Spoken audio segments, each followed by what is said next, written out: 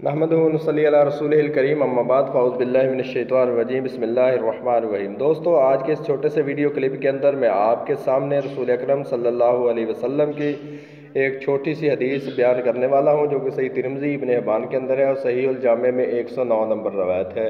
رسول اللہ صلی اللہ علیہ وسلم نے فرمایا: اتقوا اللہ وصلوا خمسکم وصوموا شہرکم وادوا زکاۃ اموالکم طیبۃ بہا انفسکم واتیعوا ذا امرکم تدخلوا جنت ربکم۔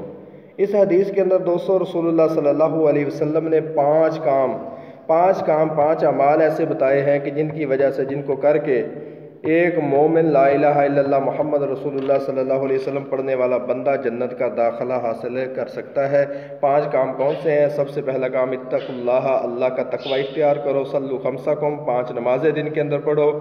وصوموا شہرکم، اور رمضان کے مہینے کے روزے رکھو۔ وادوا زکاۃ اموالکم، اور اپنے مالوں کی زکوٰۃ ادا کرو۔ طیبۃ بہا انفسکم، خوشی خوشی۔